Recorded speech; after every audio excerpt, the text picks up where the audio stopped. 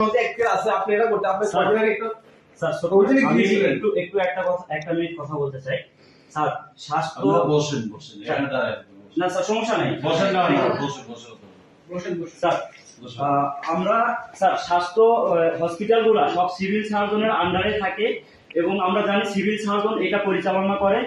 প্রত্যেকটা বেসরকারি এবং সরকারি হসপিটালে সিভিল সার্জনের এখতিয়ারে আমরা এটা মানে পরিচালনা করা হয়।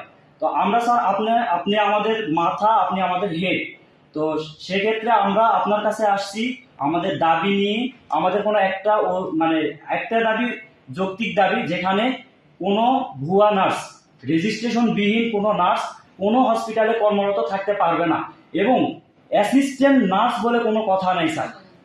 থাকবে ওয়ার্ড বয়, থাকবে টিসিএ থাকবে, আমাদের কোনো অ্যাসিস্ট্যান্ট দরকার নাই। আমরা যারা রেজিস্টার হিসেবে আমরা কাজ করতে চাই।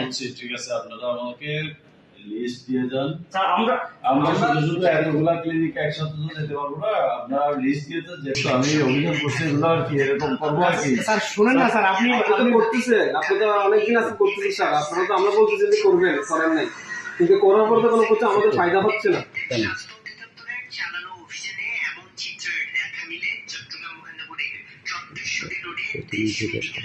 বসেন না, আপনারা বসেন স্যার আমরা দেখতেছি যান, আপনারা বসেন।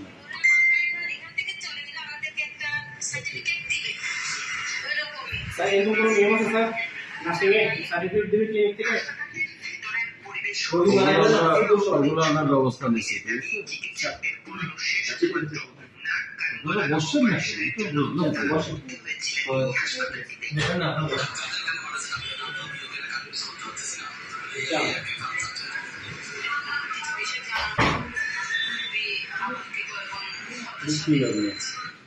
স্যার আমাদের ক্যামেরা চলতেছে স্যার।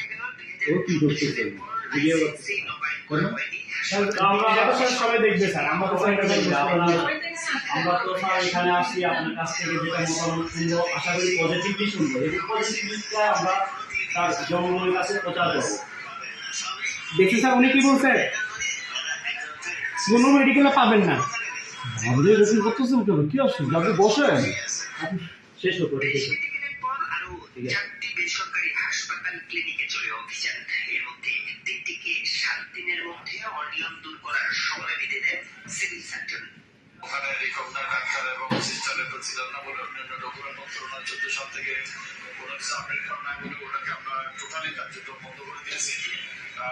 এবং আমরা এখানে আরো 2টা ক্লিনিককে নির্দিষ্ট সময় দিয়েছি, নির্দিষ্ট সময়ের মধ্যে ওনারা রোগীগুলো অন্য জায়গায় ট্রান্সফার করবেন।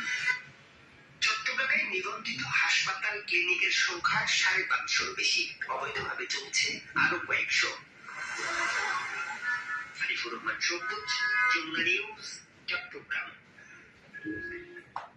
স্যার এখন আপনি স্যার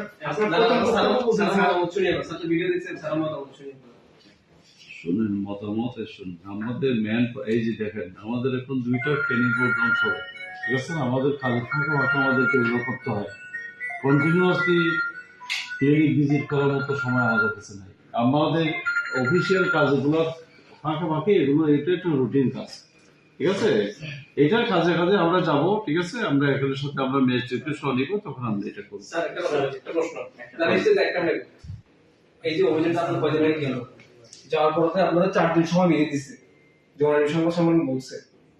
4 দিন পরে কি আপনারা আবার গেছিলেন? আমরা এটাকে বন্ধ করে দিয়ে ওরা ওগুলো না, 4 দিনের মধ্যে একটু সময়সীমা বেঁধে দেওয়া হয়েছে ওদেরকে। আপনি বসেন তর্কাতর্কি করিয়েন না।